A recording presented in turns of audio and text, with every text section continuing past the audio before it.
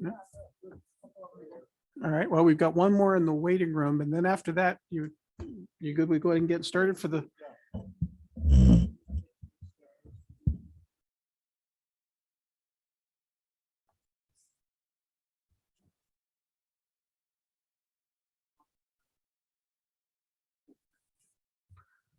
So good morning, everyone. For those of you who are new to this workshop format, I think sometime last year we had a couple of issues come up with the SB 260 and the different funding sources available, as well as greenhouse gas rules.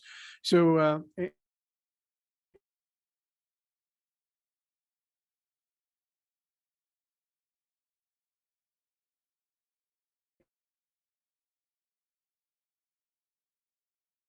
through some of the stuff in the IIJA or the Infrastructure Improvement and Jobs Act. I like to call it the Ouija Board Act. It's not quite catching on yet, but hopefully soon everyone will call it that, because every good federal program needs a good acronym name that everyone can go on with. So a little bit of the format. After we get done sort of walking through the IIJA here internally, we have Keith McLaughlin joining us, who will talk about some of the water specific opportunities that are contained within the bill. So if you're thinking, well, gee, they're kind of focusing a lot on transportation, we're going to start with most of the transportation stuff. I do have a slide or two on some of the other stuff like broadband and EV charging. And again, I think those pretty much could be considered transportation. And then by the time we get to that point, Keith will be on and can jump on. Also, one other bit of housekeeping for those of you who might have heard us say this, we were expecting the deputy director from the National Association of Regional Councils, or NARC, to join us today, but unfortunately he had a family emergency and had to sort of drop out on us late last week. So I did two things. I put together some very wordy and unimaginative PowerPoint slides, and then I sort of just decided to jump in. And the reason for that is we are going to start seeing the notice of funding availability for some of these competitive grants start hitting in February. So we did not want to postpone this a little later. We wanted you all to have the opportunity to sort of start looking through things. So we decided, well, just like in college, and when I found out that the final was the next day, I just started cramming real much. So hopefully we'll get a lot of the information out to you under that form. The second thing I did is I reached out to our friends at the Colorado Department of Transportation, or CDOT, and Jamie Grimm, who I've seen, she's on this call. She is in their government relations, is that right, Jamie? Office, and she has been following this from the beginning. So she is far more of an expert than most. And so she's going to help fill in a lot of the gaps, if anything I sort of skip over, or if you ask a really tough question, I'm going to dodge it and try to send it over to Jamie.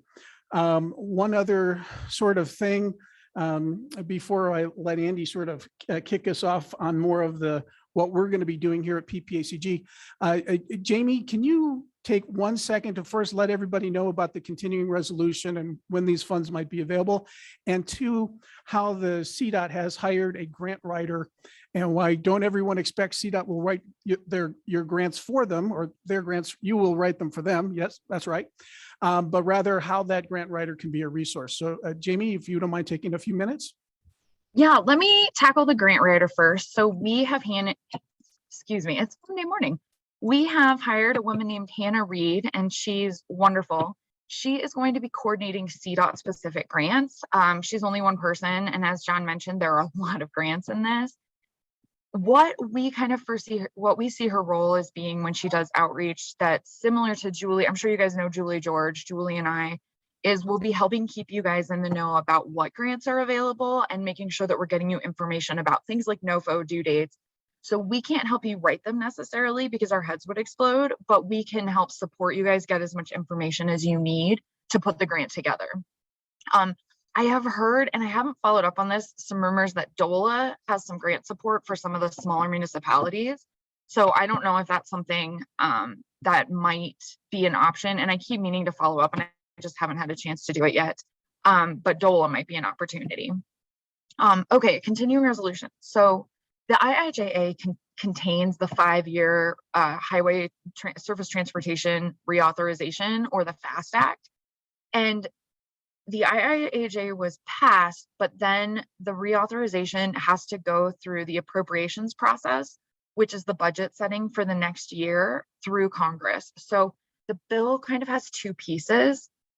And unfortunately, you're going to start seeing IIJA money come out, but it's not going to be as much as we anticipate, as we had hoped, because the IIJA specific money, which is, I think it's like 550 billion, is going to start coming out in pieces, because that was passed by the law. And so that money was identified through the law.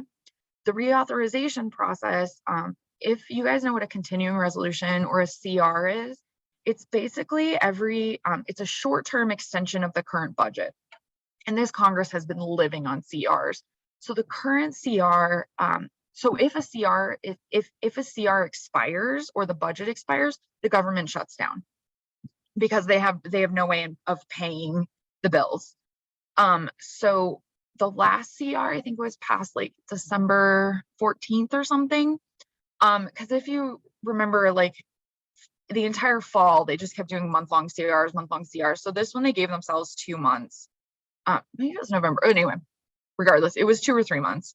And this one expires February 16th. So the goal is to have a budget pass that will include the FAST Act, but it will also include a lot of like other aspects of the government, HHS and Medicaid and all those kinds of things.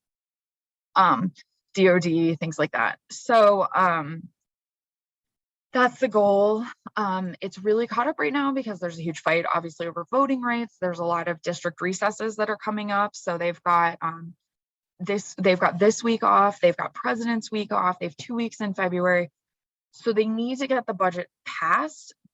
But the problem is there's probably going to be another CR. So that's important, because what happens is instead of reflecting the increased funding levels under the IIJA, it maintains the FAST Act funding levels, which it stinks, frankly. But it impacts our abilities to sustainably budget using IIJA numbers, because right now we have to count on FAST Act numbers. Does that make sense? So we are anticipating increased numbers as a state, but today it's like you got a new job and you're still getting your old paycheck today, but like next month you're going to get a higher salary. Yep. It's kind of like that. So we're following that really closely. We looking forward to that new paycheck and those opportunities. Thanks, Jamie. Better benefits. And I want to mention this now, just in case anyone drops off the call, that with one of the funding sources that is continuing, but there will be more money for, is opportunities like the RISE grant. I think the deadline for the next RISE grant applications through grants.gov is April 12th. So that's, again, is the reason why these things are going to start happening fast and furious, especially since they have so many new funding sources available. So we want to make sure you guys are prepared for any grant opportunities you want to take advantage of. So real quickly, Andy Gunning, if you'd like to sort of talk about a little bit about what PPACG is going to be doing here in the short term with some of the opportunities, and then I'll start going through. Thank you, John. Just very, very briefly. And by the way, those that haven't met John Leosados, who is speaking and is going to be running things this morning, he's our transportation director here at PPACG. I know we cast a pretty wide net as far as inviting folks to this morning's workshop. So a lot of folks probably haven't met John and haven't met me. I'm the executive director here at PPACG. So thank you all for your interest in this workshop. We have extraordinary opportunities in front of us with a lot of discretionary competitive grant programs that'll be available over the next 5 years in transportation and broadband and EVs and water and wastewater opportunities. So we're doing what we can to really dig into the nuts and bolts of what's in the overall bill. And we're having conversations to see what kind of service we can provide to our local jurisdictions. Thank you, Jamie, for joining. And it's great that CDOT is getting ramped up as far as their grant preparation and writing capacity for CDOT projects. And Jamie mentioned that DOLA is exploring some opportunities to provide some grant support to local jurisdictions. And we're doing the same thing. And we're going to coordinate with DOLA. We've had some good conversations with our local jurisdictions to make sure that we've got the capacity to do the grant research, know what's coming as far as NOFAs, and do grant writing here. And so more to come on that, but we want to make sure that we're not missing out on any opportunities. So if it means us having to pass the hat or figure out ways to kind of hire a grant coordinator here through our entity, we're happy to keep exploring that as an option. We want to make sure that we're getting after whatever fund sources we think we need to bring back for big projects that we're focused on. So with that, why don't we jump into the heart of it? I'm going to pass it back over to John and take it away. Thanks, Andy. The watchwords of 2021. Your mic is not on. There we go. Thanks, Andy. So the agenda for today is I will briefly touch on things that have been around in the past but have changed. Then we'll go into some of the new opportunities. And as I said, the other things, that's sort of the slide or two we have on broadband and electric vehicle charging. And then hopefully by that time, when we get to the water things, Keith McLaughlin, the executive director of the Colorado Water Resources and Power Development Authority, I think he needs 2 business cards with a title like that.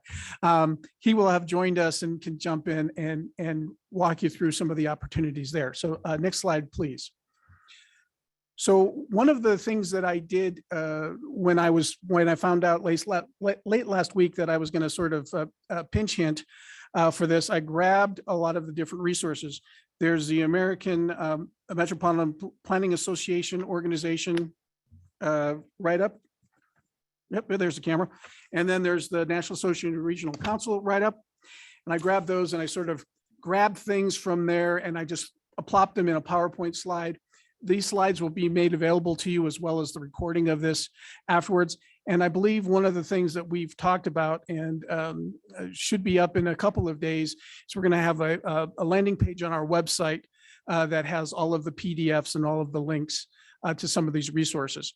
So this I just grabbed out of, again, the NARC paper, just to make sure everybody understands that this is real funding over the course of the 5 years for transportation, $567 billion. A lot of it's going to FHWA and FTA. Those first 2 columns are the real funds. And then there's future dollars that are subject to appropriation. So this could be somewhere in the neighborhood of 650 billion.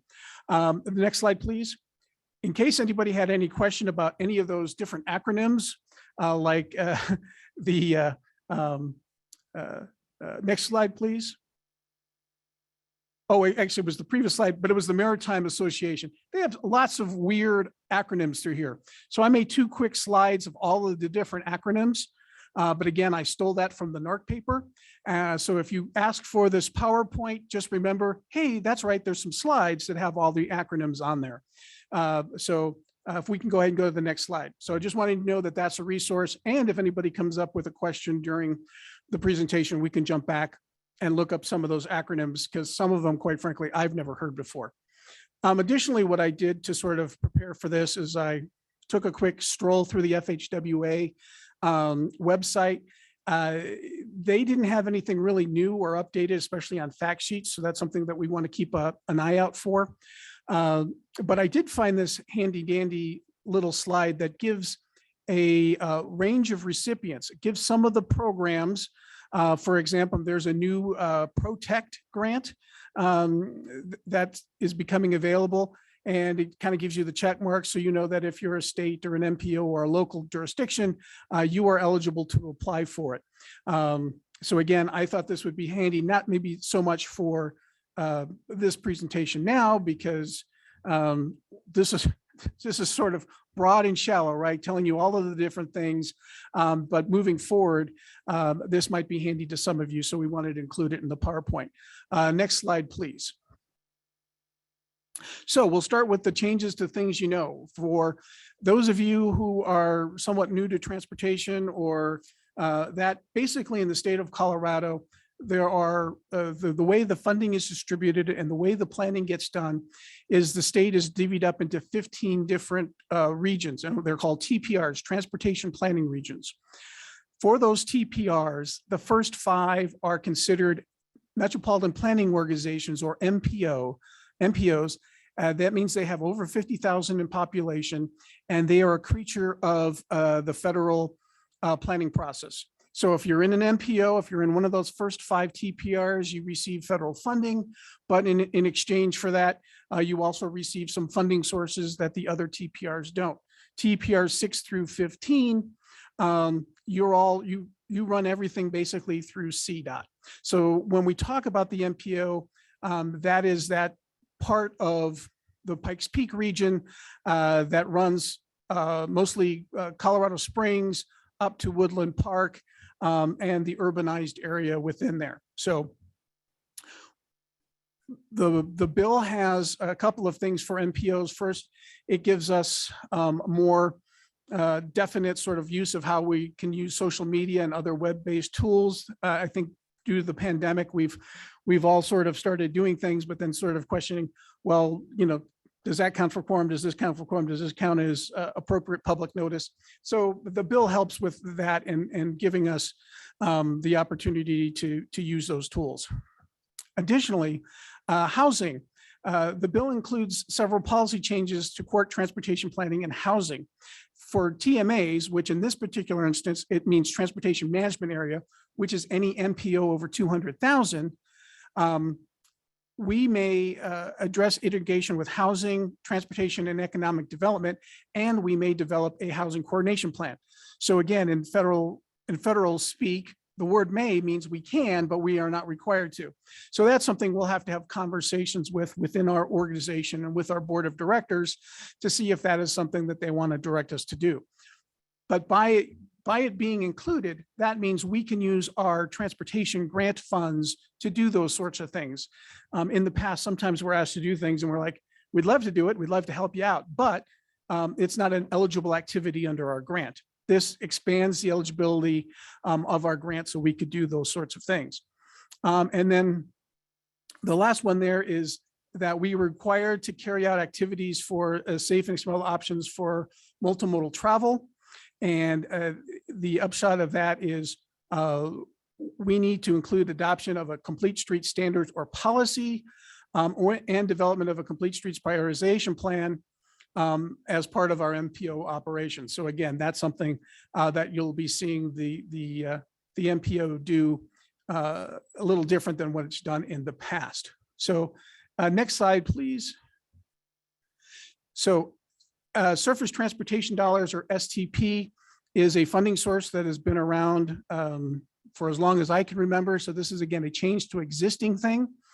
The one thing though that is important is before they've sort of split up how that money gets divided when it comes into a state into 3 different bands.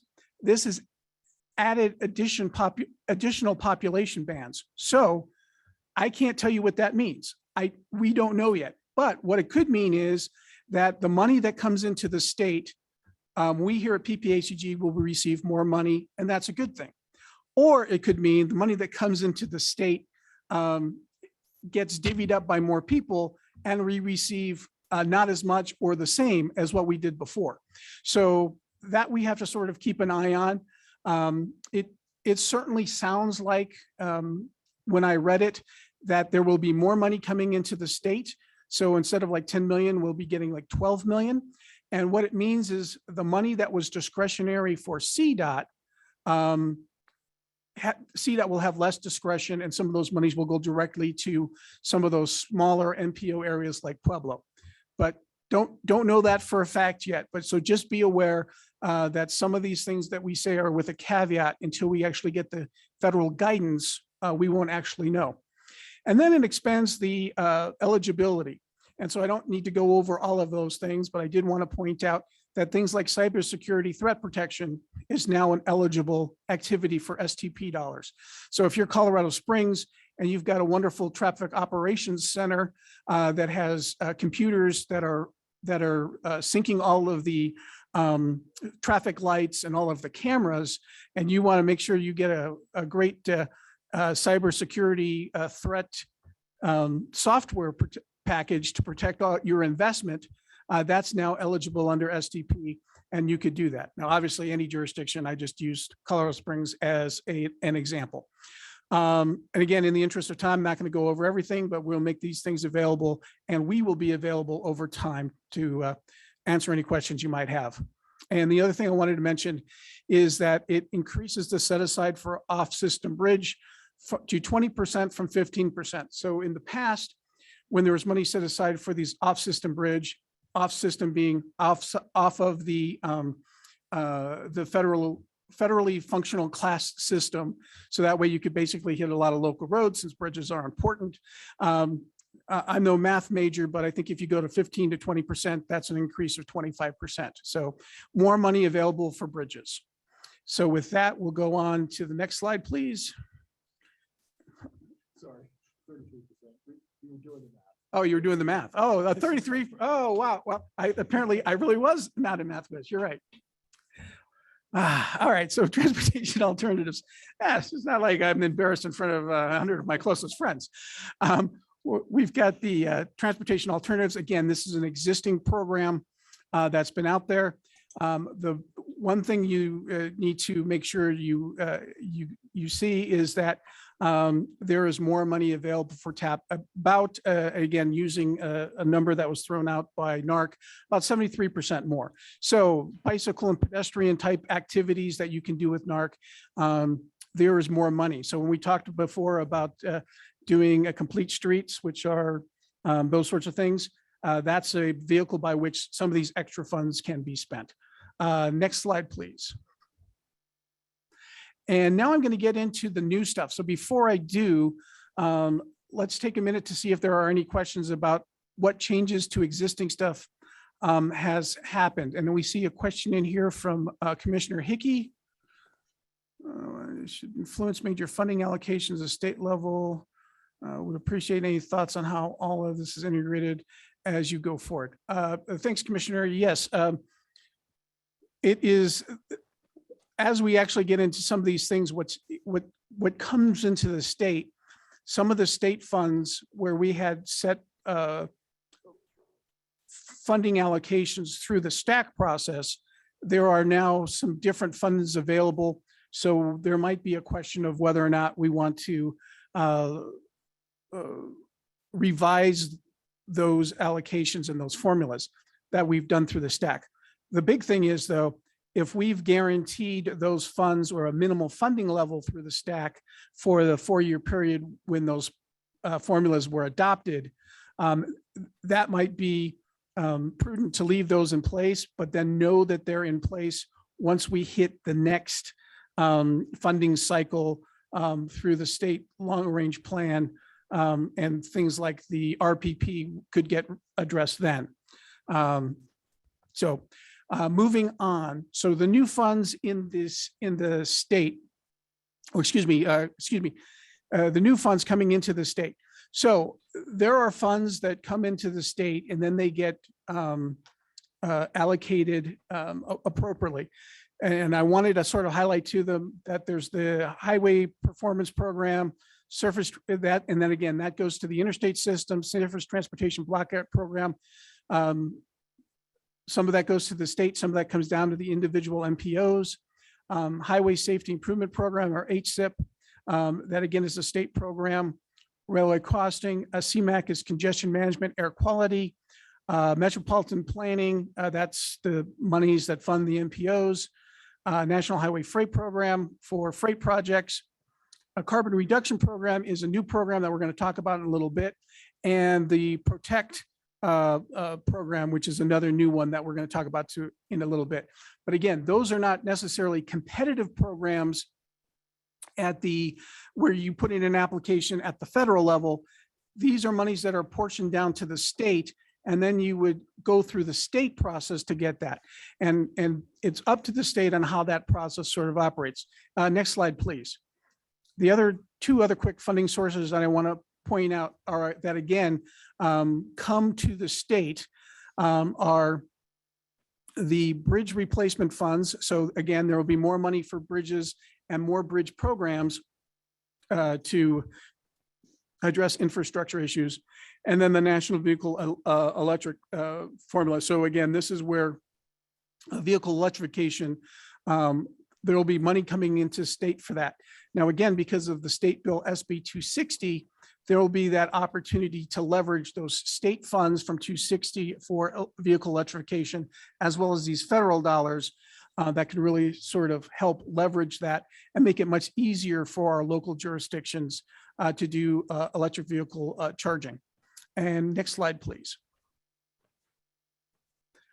So one of the new programs is the carbon reduction program, and it creates a new formula program. Again, that comes into the state, and then the state can divvy it up. That will help reduce transportation emissions. Go to the next slide. I still have some more on carbon reduction program. And under that program, there are several eligible projects that are going to be included in that. Again, not going to read them all, but public transportation projects. So if our friends from MMT are on board that on this call, this is a funding opportunity for them. Bicycle and pedestrian facilities. Again, that sort of complete streets sort of thing we can move forward with, and that would be a funding source. ITS, intelligent transportation systems, capital improvements, and vehicle infrastructure communications equipment.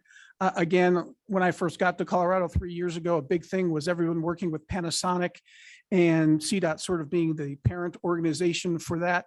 I know CDOT has backed away from a lot of those ITS things, but for those local jurisdictions that are still working with Panasonic and others on ITS, this might be a good infusion of cash and an opportunity to go over after some of those grants.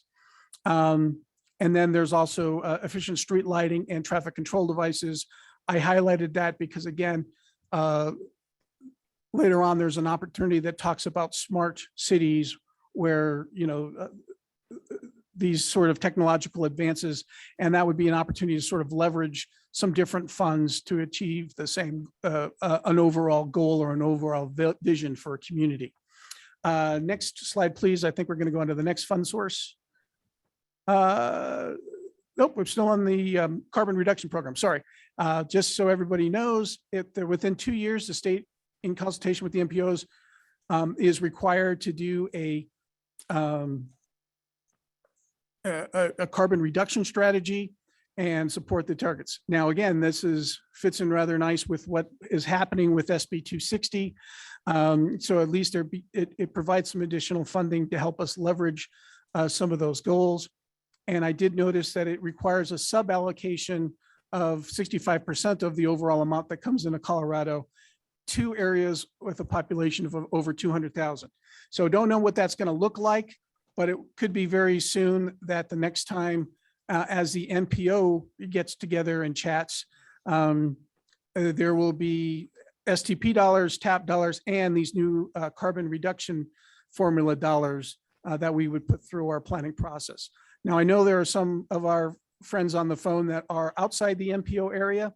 And again, those allocations will probably have to run through CDOT and that CDOT TPR process. Next slide, please. And now we're going to get to the PROTECT grant funding. I've mentioned this a couple of times. PROTECT is the acronym for Promoting Resilient Operations for Transformative, Efficient, and Cost-Saving Transportation. Sometimes I think they come up with the acronym first, and then they come up with the name afterwards. But this is, again, some more money that's going to be coming in. Eligible projects include natural infrastructure or construction or modification of ecosystem restoration elements relative to highway projects. So we think there might be some opportunities here to do some projects, even though we don't have storm surges from hurricanes and things. We might have the ability to do some of the stuff maybe in association with wildfire mitigation. MPOs are eligible to receive resilient planning grants, which can be used developing a resilient improvement plan. Resilient planning includes scenario development and vulnerable assessments, technical capacity building, and evacuation planning and preparedness. Next slide, please. We'll kind of bring home the evacuation planning. MPOs are eligible for community resilience and evacuation route grants for projects that will strengthen and protect evacuation routes. So again, this has been sort of a thing that has been out there for a while, but we at PPACG really haven't had the capacity and the funding to provide assistance. The funding will be available for that to happen, but again, I think we still need to sort of have the invite to the table, so to speak. So the Pikes Peak Regional Operations, what is it? OEM, Office of Emergency Management, sorry. If that's something that they want to pursue and have us as partners, we'll be happy to do it. But we're probably not going to step out in front of them until they ask us to the party, so to speak. Next slide, please. So I'm going to pause for a second. The next set of slides is all of the different opportunities for grants. So what I just talked about was, again, those formula grants that come into the state and the state then has and then can divvy up, right? So we're limited on the amount of money we get on one hand, but on the other hand, we're at least guaranteed some money. The rest of these things that I'm now going to sort of talk about, two of them do have a component where the funds do get delivered directly to the state, but they also have a component where it's all a national competitive grant process. So at this point, I'm going to be mostly focusing on the competitive grant process. So we're not guaranteed anything here, but we have the opportunity to do it. The other thing I want to mention is, remember, these are the 2021 is sort of the baseline. So you can see where it says 0. That means this program didn't exist before. Now, when it says bridge investment program, yes, we did have off system bridge, but this is a new expanded bridge investment program. So like I said, there's even more money for bridges beyond the 33% of the off system bridge. And so these are ones that you will fill out applications for and submit. And again, during our process, when we find out about these opportunities, we'll let everybody know, but most of the time they'll come out through the Federal Register or grants.gov or both. So you want to be sort of looking at that and then diving deep. Like I said, this is a shallow sort of look at all the opportunities, but when the opportunity actually comes available, we'll go from the one little paragraph sort of saying what the program is to, literally a 15 or 20 page guidance document that tells you all of the reporting, all of the baseline, all of the different things that you have to do. So the intent of today is to make you aware of what's out there, so that way you can be looking for it. And then when it comes time that notice of funding opportunity becomes available, you can read through that 5 or 10 or 15 page document of guidance and determine if that is a funding source that you want to go after. And again, hopefully by that time, as Mr. Gunning has mentioned, we'll have some resources. There we go. That's the word I'm looking for. We'll have some resources available to help your jurisdiction, or even some of these other organizations actually apply for these funds, and then we can actually get the money into our region. So with that, I'm going to get started kind of going over some of these different ones. The first one there is the new bridge investment grants. It's $12.5 billion over 5 years. The program would provide grants to reduce, rehabilitate, preserve, and protect one or more bridges on the National Bridge Inventory. Bundled projects are permitted, as well as replacing or rehabilitating culverts to improve flood control and improving habitat connectivity for aquatic species. I'm not sure we got a lot of aquatic species here, but there's still a lot of opportunity, especially with the banding of projects. So you don't have to just have one project. You can say, we're going to do Eastern El Paso County bridge replacements, and that could be a series of 4 or 5 bridges under multiple jurisdictions that are all part of that package. So the next one, we have the new congestion relief program, which is $250 million over 5 years. Programs would provide competitive grants to states, local governments, and MPOs for projects in large urbanized areas to advance innovative, integrated, and multimodal solutions for congestion relief and the most congested metropolitan areas in the United States. So then the next one, number is the new grants for charging and fueling infrastructure. And again, I think this is one which the state gets some money directly. And then there will be this national opportunity program provide grants to strategically deploy publicly accessible electric vehicle charging infrastructure, hydrogen fuel infrastructure, and propane infrastructure, along designated alternate fuel corridors. Excuse me. So then the next one we've got is the new rural surface transportation. I don't know if Dick Elsner had to run to his other meeting yet, but I know this is one that he probably is interested in Park County.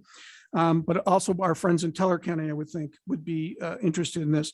This program provides grants on a competitive basis to improve and expand surface transportation infrastructure in rural areas. A grant under the program shall be at least 25 million, and the federal share shall be at least 80% for, again, these rural areas. Next grant opportunity. And what's funny is you would think that these organizations would list these grants in the same way they list them on their chart, but they don't. So I apologize that I'm jumping back and forth. All right, the next one is the PROTECT program, promoting resilient operations for transportation, effective and cost-saving transportation. Establish a formula base, with the formula is what we've already talked about, and competitive base, that's what we're talking about now, where the money again is at the national level and that you can put in an application for through grants.gov. But it's in general, highway, transit, and port projects are eligible. Grants may be used for planning, resiliency improvement, community resilience, evacuation routes, and at-risk coastal facilities. Again, I don't think we have a lot of coastal facilities, but the program is here. And so go ahead, Andy. No, just was going to give you a chance to pause, get a drink of water. I know we have a question from Councilmember Williams. How many bridges? Do we know how many bridges are on the registry for our region? Might be something we could dig into and find out. I do not, but again, if we've got somebody on the line that does know that, feel free to jump on.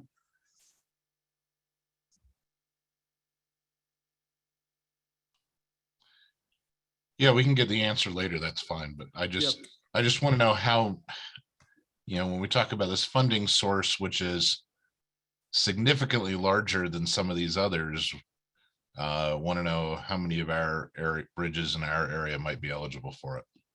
Sure. Great question. Right. Yeah, we'll work with our jurisdictions and see if we can pull that together. Yeah. Yep. Good stuff. Because the rest of it, when you look at congestion relief at 50 million, that's like most of an intersection, or even half of an intersection, depending on the intersection. So that's not going to do much. No. Right. Unless you leverage it with other fund sources, PPRTA and others potentially. Yep. Good point. All right. So I finished PROTECT. So then there's the new 400 million over 5 years for the missions at ports. I think we can skip over that. Then we've got nationally significant federal lands and tribal projects. Again, I think that's things that are available for entrances to some of the federal parks and federal lands. Here in Colorado, we'll have an opportunity, but that's a little on the narrow side. So I think we can go ahead and skip to the next slide.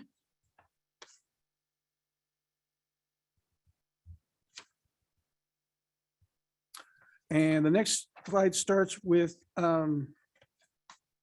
infogrants.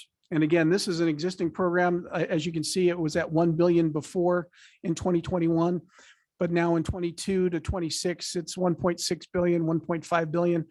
So there's a significantly more dollars. I'm not going to try to give a percentage of how much more because I'll just be corrected, but it's more money.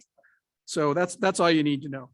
But again, the thing you need to know here is it expands the eligibility for of infogrants to now also cover wildlife crossings. and there is a little bit more of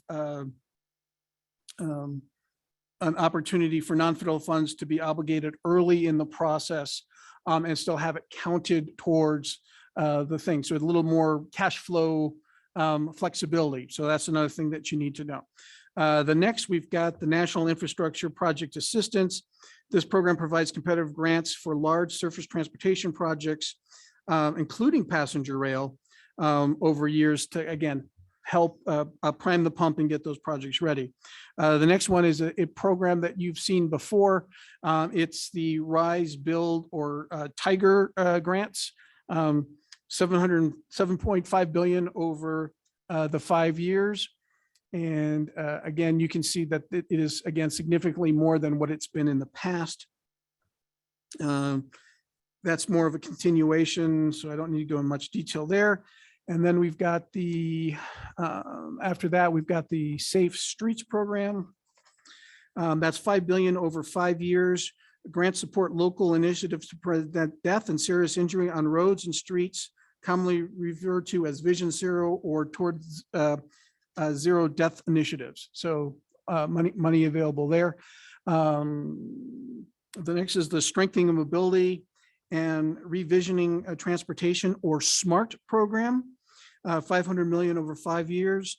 A grant program funds demonstration projects focused on advanced smart city or community technologies and systems in a variety of communities to improve transportation efficiency and safety. And then after the SMART, we go to the Wildlife Crossing process. And that's a pilot project, so I didn't have a write-up on that. But again, I'm just going to go on a limb here and say, if it's named the Wildlife Crossing Pilot, it means it provides funding for wildlife crossings. So we'll move on from there. Reconnecting Communities Pilot. That is provides funding for projects to restore community connectivity. The Secretary may award construction grants to owners of facilities to carry out a project to remove, retrofit, or mitigate an eligible facility, and if appropriate, replace it with a new facility. So again, that is, oh, I thought I heard something, sorry. No question there. So again, that's for, communities that have said, we put this freeway right through the middle of our thing and we've destroyed the community. This allows a pilot project to either mitigate that with more cross flow under it, or reroute it. And again, I'm not sure how if there's going to be any interest in that particular project here, but maybe in California, that's something they could go for. I could see them going for that. I mean that in a nice way. And let's see. I think the next one is the Appalachian Development Highway System. That is, the Appalachian Highway System is again for for basically West Virginia and other folks. So they've really got a good deal. They get their normal cut of the money, plus they get another huge cut being part of the Appalachian Highway System. So that we don't get that, so we can skip over that. And then the prioritization pilot program that provides funds to do a pilot program by which you look at your project selection and you put most of your faith in the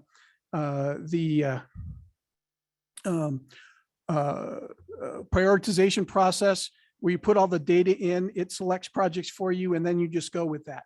I think here in our region, we definitely like to have the ability to have jurisdictional equity and professional judgment applied, and not put all our eggs in that basket. But if that is something people are interested in, there is a pilot program you can apply for to get funding to make that happen.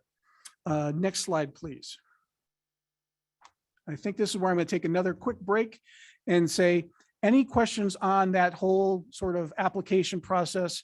And then otherwise, we're gonna talk about broadband real quick and a little EV. And hopefully Keith is on the line, but if not, we should still be able to maybe get to 11 o'clock until Keith gets here and go from there. So any questions on those competitive grants that we can answer.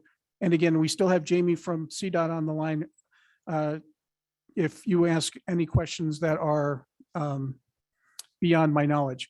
Oh, and while you're forming your questions in the chat, Gail Servant from Colorado Springs, she puts Colorado Springs currently has 434 bridges. Only 156 bridges are eligible for off-system bridge funds. So thanks, Gail, for that. Councilmember Williams, if you want Gail to turn on her mic and give you more information, we can certainly do that.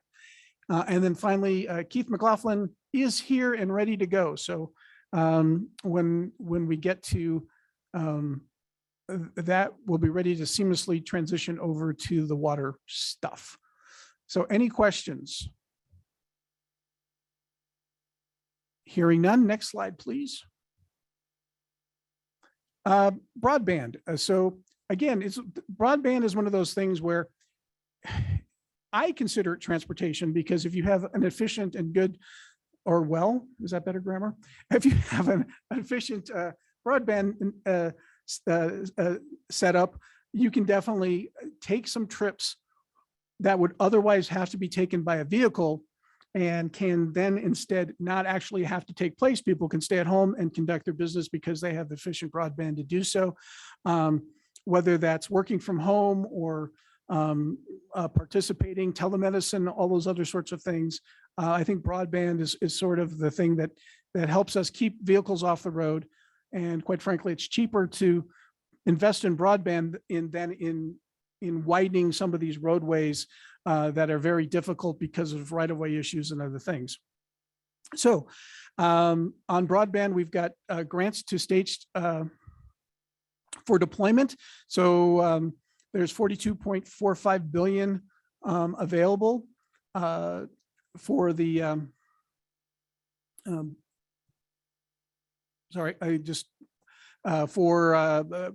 nationwide over the 5 years. So again, this helps with making funding available for municipalities to move forward. And then there's private activity bonds. So this will allow the issuance of the private activity bonds to finance broadband. There's additional support for rural areas. And I think this one comes through the Department of Agriculture. Next slide, please. Oh, there's the middle mile, which I had to sort of look up and figure out, but it refers to the installation of a dedicated line that transmits signal to and from an internet point of presence. Then I was like, what's a point of presence? And that I couldn't find. So needless to say, there's $1 billion over 5 years for more of these. And I think, again, this is the acquisition of an existing system that you can roll in from a private system to a public system. Tribal grants, I'm going to go ahead and skip over because I don't think anybody on the line is from a tribal entity. And then there's 2.75 billion for inclusion. And again, I think that is, again, making sure we sort of address the digital divide and that internet access is available to disadvantaged and low income communities. Next slide, please. And electric vehicle program. So we're coming into the home stretch of what I'm going to sort of present. Next slide, please. EV charging infrastructure funding. There's 7.7 billion EVs over the 5 years.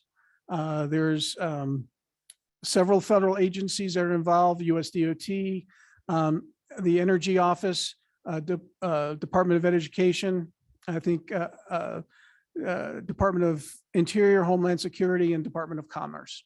Next slide, please. And I think it's important to take one step off to the side. Remember, the feds think a little differently than we do. So when you start looking for grant opportunities and you think, well, this is road related, I should look under the USDOT. Some of these things can fall under things like agriculture or Department of Commerce. And then they have sort of different rules that are associated with them. So just remember when looking to find some of these grant opportunities, you want to expand your search of this. And again, grants.gov, I think, is pretty good at you putting in keywords and being able to find it. But just know you might want to put it in once or twice, or again, reach out to our friends at CDOT or us here at PPACG. If you've got a project and you're looking to how to make that project happen, we can look at the different sort of agencies to see if there's a grant that sort of fits your need. So back to the slides, we've got the charging and refueling infrastructure grant program. And again, that is aimed at states and MPOs for identifying alternate fuel corridors. So in Colorado, we've designated I-25, I-70, and I-76 as an alternate fuel corridor. So if you've got a project along those corridors or adjacent, you might be eligible for these funds. Next slide, please. I think, e.g. charging formula program, 5 billion, complements the charging and refueling grant program established by CDOT. But again, I think if you leverage this with SB 260, there's an opportunity to really have minimal local funding necessary when you take the SB 260 state funds along with the federal charging funds. And then finally, clean school bus program, again, for the school districts, there's funds for that. But again, I believe state of Colorado through the SB 260 will have those sorts of funds available too that you can reference. And thanks, Jamie. Looks like you've got an internet point of presence is a single location within a region where all telecoms connect to each other. Oh, thank you. So my head's a little bigger now because I learned something new. Thanks, Jamie. And I think that should be it. Next slide. Oh, there's more stuff. All right. Surface. So additional EV related things. These are things we've already touched on that is eligible within the surface transportation. It's within CMAQ funds, and then the grant formula that we had already talked about. Next slide. And this has got to be where we introduce Keith. It's just got to be. Here we go. So before we introduce Keith and sort of get into the water stuff, want to give you all an opportunity. Is there any questions on anything that we've said? I know we've gone at rather a brisk pace, but believe it or not, we're almost at an hour now anyway. So it's a good thing I didn't know more because we wouldn't have time for me to talk about it. So is any questions? If not, we'll go ahead and turn it over to Keith, and then Andy, I don't know if you want to introduce him or have your put your 2 cents in before we move on. Thanks for joining us, Councilmember Williams. I'm sorry that I didn't go slow enough to give you more time to hear about the water stuff, but we will get you the video of this. So Andy? Yeah, super. Thank you so much, John, for going through all this in great detail and pinch hitting at the very last minute once we found out that Eric Zimmerman was going to be down for the count. So really good stuff. And I know we've had a couple of comments making sure that we get the PowerPoints out there. And we can send them out to folks on the meeting invite, but like we mentioned as well, we're going to set up a landing page on our website where we're going to have a lot of resources like these presentations, links to NOFAs when guidance becomes available, and connections with other entities that are working around this space as well. So thank you for all that. So shifting gears a little bit, really appreciate Keith McLaughlin joining us this morning as well. We knew there'd be a lot of interest in water and wastewater projects throughout the region for a variety of different needs out there. We hear about the needs from our communities, large and small. So Keith is with the Colorado Water Resources and Power Development Authority, where he serves as the executive director. And I've heard from good authority from a couple of different folks that he's kind of the go-to expert on things like this. And he's provided his slides here in advance. So thank you so much, Keith. I really appreciate you taking the time. So with that, let me hand it over to Keith. Great. Thanks very much for the introduction. I appreciate it. Can everybody hear me okay? Yes. Yes, we can. All right. Excellent. You know, it wouldn't be a Zoom call if somebody wasn't speaking on mute, at least for some moment. Well, thank you very much for having me. I really appreciate it. For those of you who are not familiar with us, my organization is the Colorado Water Resources and Power Development Authority. We're an enterprise of the state, so we look a lot like CHAFA, except for instead of working on the housing side, we work on the water side. So what we do is we issue loans and grants to governmental agencies and certain private nonprofits to fund water, wastewater, stormwater, and even forest health and watershed protection projects. We're also the grant recipient under the state revolving funds of EPA capitalization grants. And that's our primary source for funding. And through the SRF programs, we're also the grant recipients of the bill funds. And when I say bill, and I'm going to try to use that terminology today because that's the terminology that the feds seem to be using, but I'm also speaking to the Infrastructure and Investment and Jobs Act, so the IIJA. So when you hear bipartisan infrastructure law, when you hear IIJA, when you hear, I've heard it called the BIF, bipartisan infrastructure fund, infrastructure bill or law, we're all talking about the same thing. That's the big $1 trillion infrastructure bill that was passed in November last year, again, originally called the Infrastructure Investment and Jobs Act. We're excited. This is a unique opportunity. We fund about anywhere from $50 to $100 million in projects a year. This will significantly increase the number of projects we can do, and we hope it is able to make a serious dent over the next 5 years for Colorado water and sewer projects. So I flip over to the next slide here. I'm going to be really focusing in on the 2022 bill funds. They refer to them as tranches, but I think of it as sort of pots of funds available. And there are really 5 pots available under the bill fund. The first one I'm going to focus in is on the drinking water side. And on the drinking water side, there are essentially that one pot there is broken into 3 separate pots. So there's $106 million. Again, this is just year 2022. It is a 5-year program with funding each year. The allotments are either final or very close to final in 2022, but future years are all estimates. So I'm going to focus in on 2022, but just know that these funds actually, and I'll show you a slide, the funds actually go up over time. So while these are the funds available in the first year, there are 4 more years of funding available. So of the $106 million available under the drinking water program in year 2022, $35 million is available for what they're calling supplemental funds. And so supplemental funds are in addition to the base program funds we already have. So traditional drinking water and wastewater infrastructure projects. In this case, it's a little over $35 million for drinking water projects. And I'll speak to the eligibility here in a minute after I go through the sort of pots of funds available. The next pot is one of the biggest focuses on the water side and really where these funds are being dedicated to.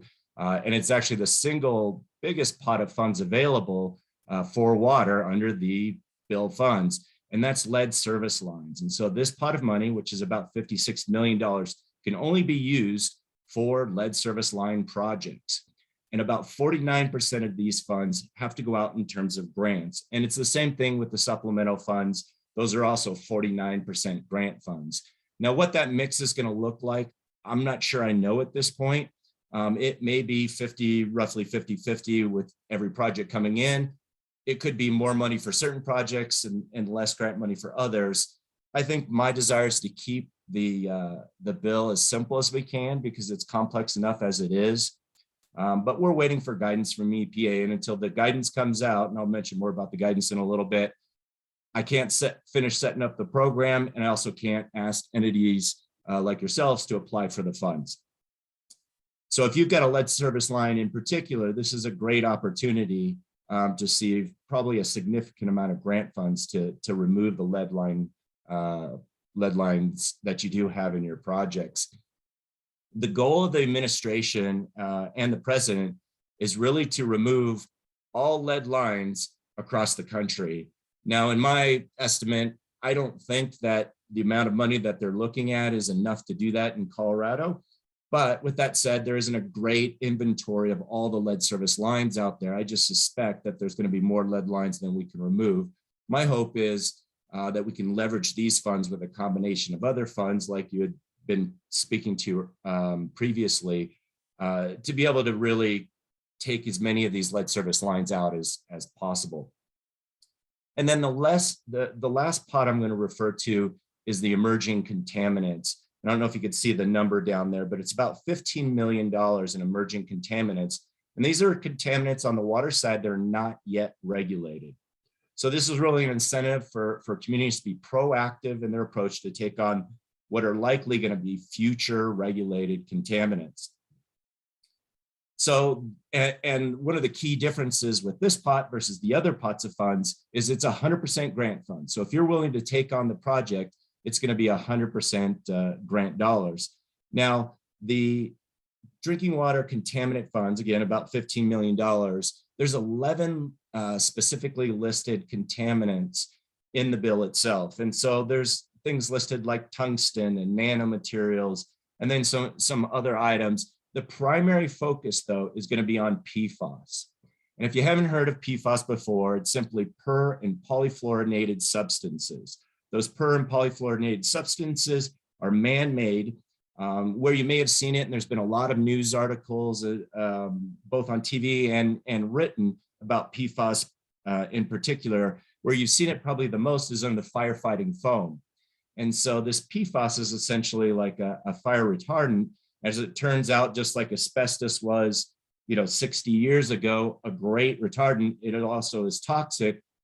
PFAS is a little bit like a modern day asbestos in a way, because it also is a very good fire retardant, but on the other hand, it is also toxic. The firefighting foam, unfortunately, as it gets spread on projects, the PFAS ends up leaching into the groundwater.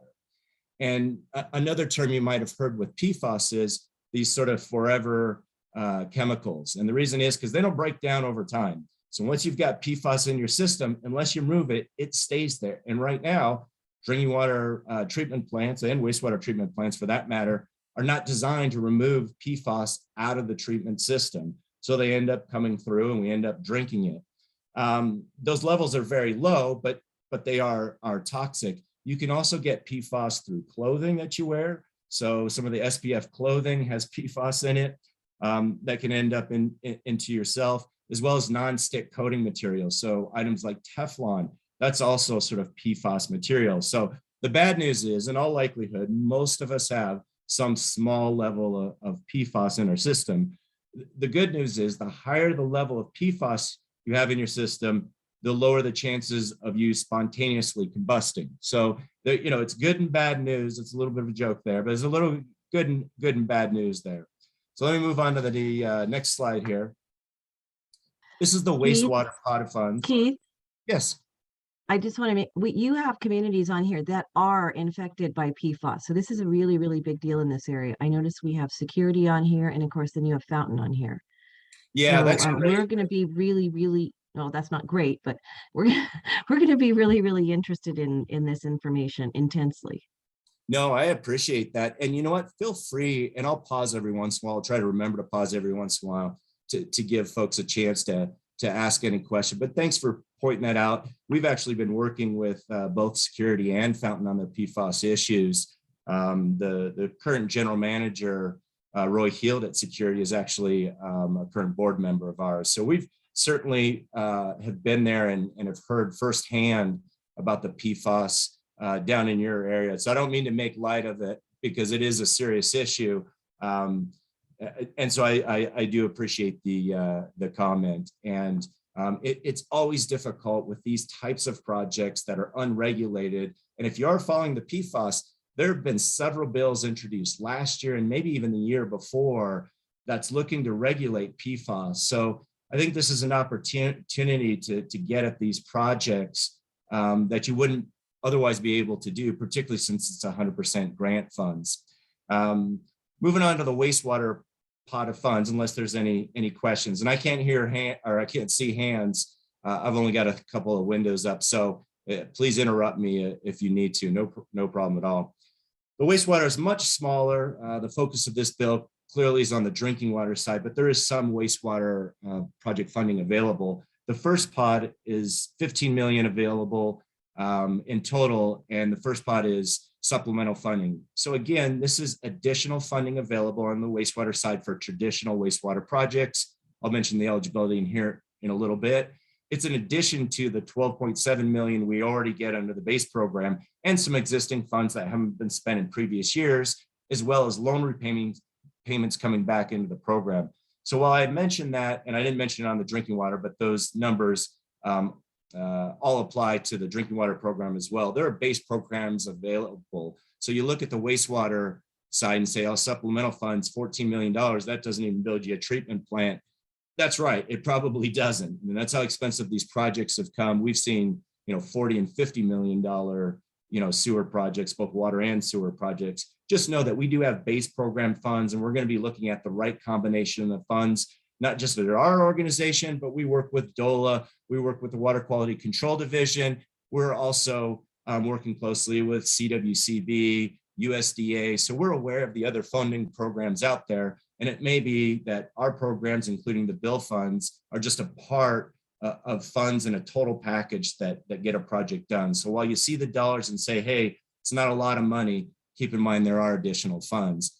And then on the wastewater side, there's a small bucket available for emerging contaminants, again, focus in on PFAS.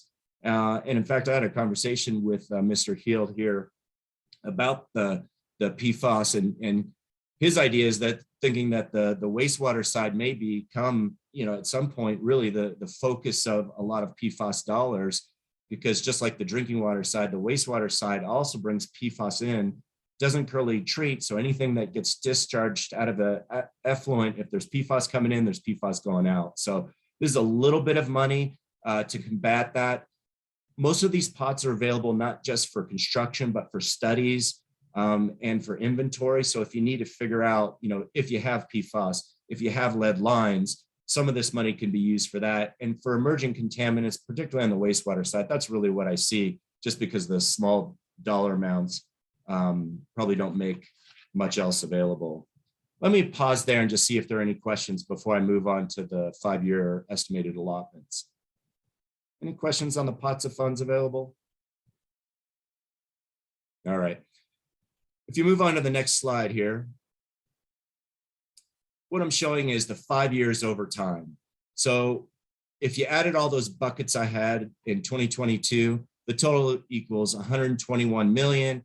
And of that 121 million, about 67 million in year 2022 is grant funds. And hopefully you can tell from the chart there, about 56%, you can see it looks about 50-50. It's 56% of the total funds available under the IIJA or bill funding is grant dollars. So this is the most grant dollars I've ever seen thrown at Colorado for water and sewer projects, period. It's the most I've seen in sort of my time here at the authority, which is 20 plus years now. And I was around for previous infrastructure bills. If you remember ERA, American Recovery and Reinvestment Act, this really makes the ERA bill sort of pale in comparison when you're looking at the numbers over 5 years. Even the number in year one is 40 million higher than what we received back into ERA in 2008, 2009. So significant dollars to try to make a dent here over time.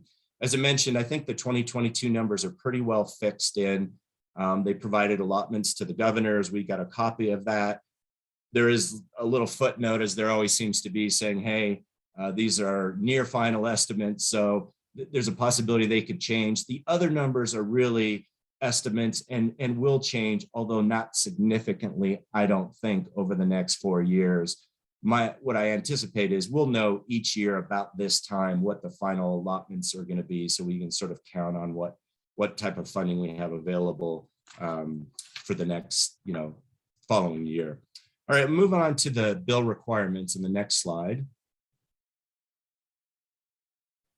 So one of the items I want to talk about is what's eligible under the state revolving funds, because that's what they're really saying is, and what they've got is an existing pot of funds, and they said, let's use the state revolving funds as the mechanism. Essentially, the infrastructure is already there, so let's use the infrastructure that's there to distribute these funds already. And what does that mean? Well, it means that the SRF requirements generally apply to these bill funds as it's being run through those programs. So from an eligibility standpoint, let's start with wastewater that we talked about last. Essentially, any type of wastewater project that you can come up with, again, with the exception of the pots that are specific for projects, but under the general pot of funds we have, which now includes our base program and the bill funds, you can think up a wastewater project, we can fund it. Essentially, if you can get it passed through the Colorado Department of Public Health and Environment, Water Quality Control Division, we can fund the project. So think of traditional treatment plants, lagoons, collection systems, stormwater. We can even do non-point source projects. We've done some non-point source projects down in your area in the Pikes Peak region. We can do forest health, pre and fire, post-fire mitigation projects. So that's all eligible under the wastewater program. On their drinking water, it's a little more restrictive. I wish it wasn't, but it is a little more restrictive.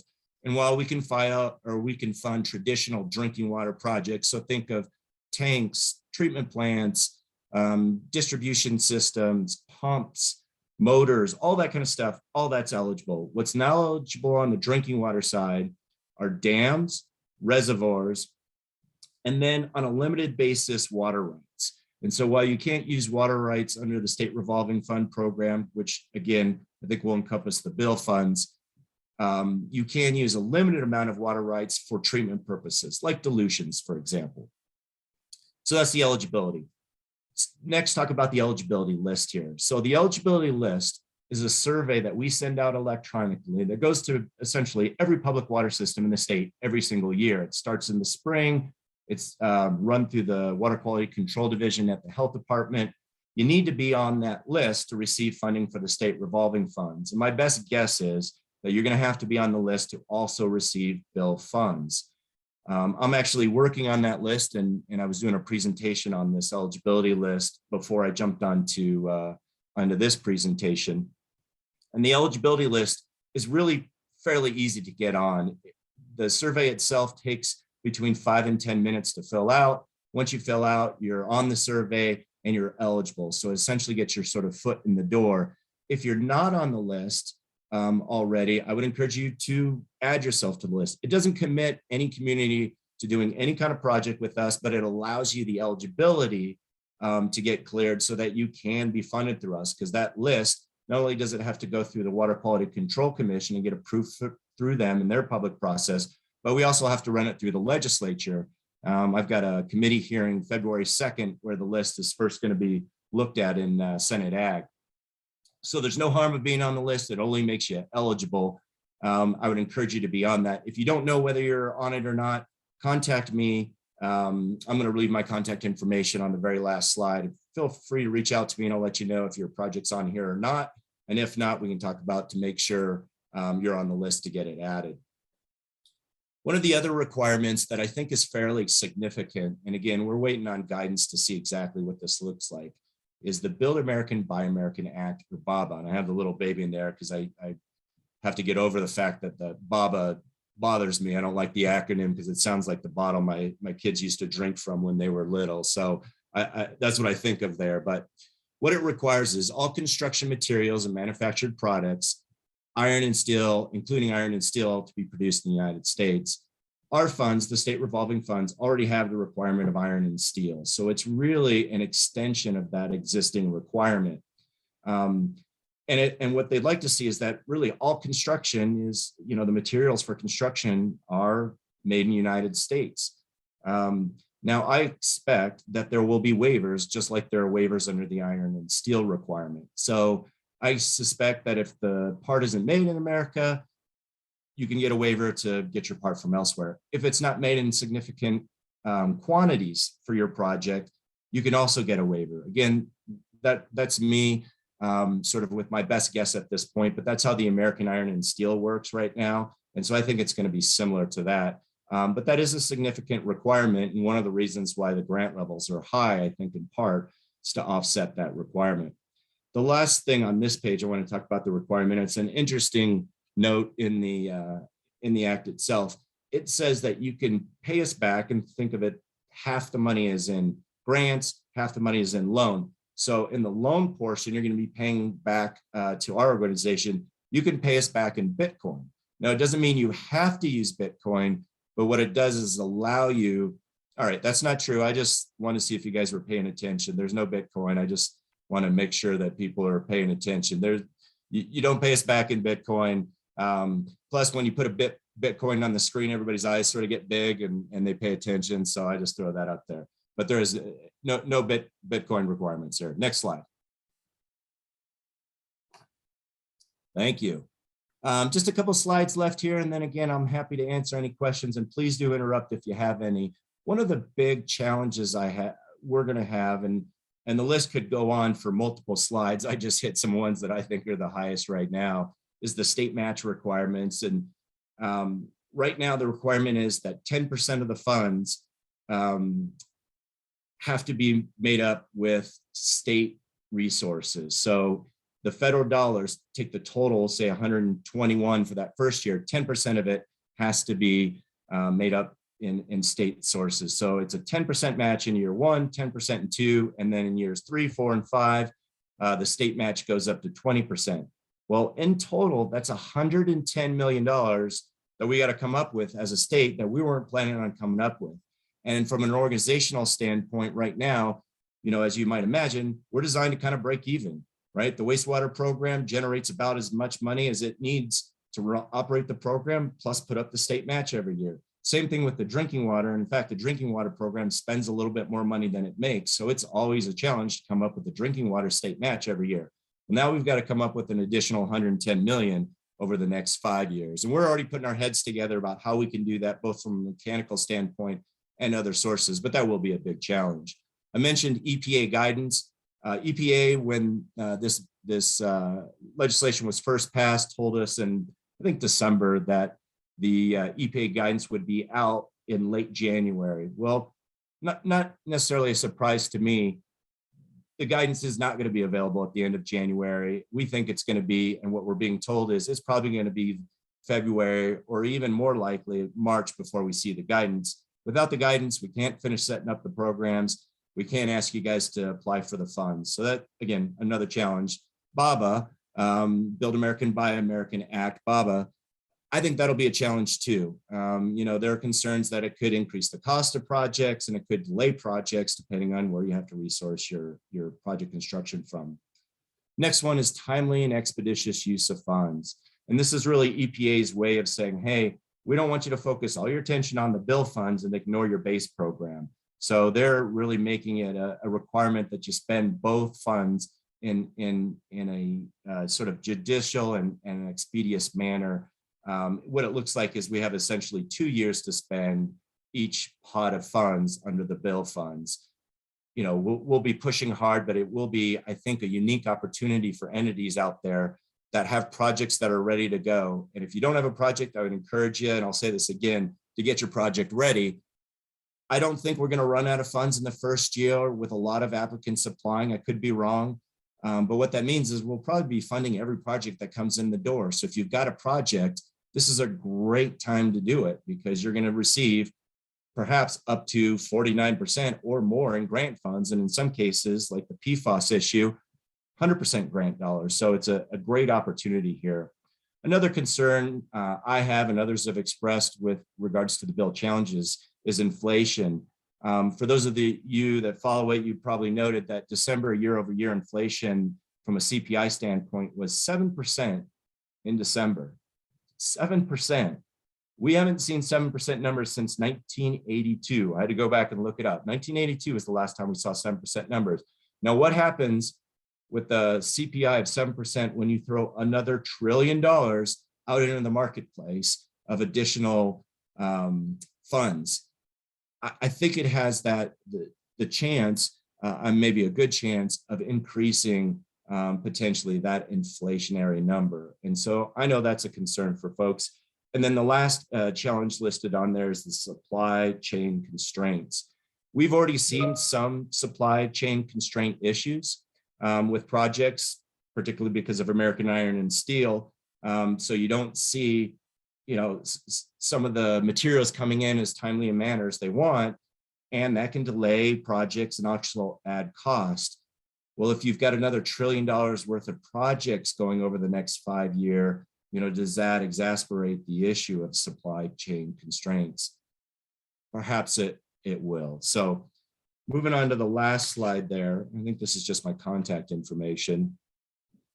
please call me or email me. If you have any questions you didn't want to ask today, or you want to talk specifically about your project, here's my contact information. So reach out to me, give me a call, tell me what your project is. Ask me if you're on the eligibility list. And if you're not, give me your contact information. I'll make sure you get a survey so we can get you added in future years. If you don't have a project that's ready this year, I'd encourage you to get a project ready. Make sure you're on the eligibility list for funding for next year. As you can see, this is a 5-year package of funding. Also want to mention our partners under the program. While we're the grant recipient, so all the money comes through us, and we have to disperse the funds, we write the contracts, we do the loan agreements, we're responsible for loan repayments coming back in. All that gets handled through us. That's just a part of the program. So our other two partners that run this program, the Department of Local Affairs, DOLA, which is great because DOLA has also additional funds available. And so often what we do is package these projects, again, as I mentioned before, with funds that DOLA has. And then the Colorado Department of Health and Environment, they actually have primacy on the program. So they have primary responsibility on the program, and they handle all the technical issues. So while you might have a technical issue, and it's fine to call me, I'll refer you to the folks that really know the answers, or I'll connect you with them to talk about those maybe technical issues or technical questions that you have on your projects. You know, the engineering, design, permitting, that kind of stuff all gets handled over at the health department. But anything related to the money, please call me, reach out to me, either an email or a phone number. I'd be happy to answer those questions. So with that, that's all I have for you folks. Great opportunity if you've got a project out there. So please reach out to me if you have any interest at all, or you have any questions, and I'm happy to spend a few minutes with you as long as you need to answer any questions on the presentation. So thanks so much. Super. Thank you so much, Keith. This is Andy Gunning again. Anybody online have any questions for Keith? I do. If you're willing to take any, Keith. This is Doug Schwenke with JD's Hydro. How are you doing? I'm doing fine, thanks. Go ahead. Yeah, what's your question? Yeah, you mentioned about, this is the most amount of money you've seen since ARA, and we did quite a few ARA projects back in 2009. But do you have, I know you don't have any guys from EPA, but do you know how much MHIs and disadvantaged communities are going to play into grant awards and principal forgiveness awards? Yeah, no, it's a very good question. Well, you're right. We are waiting on guidance. I can tell you this. The bill specifically doesn't require any funding, including the grant dollars, to go to disadvantaged communities.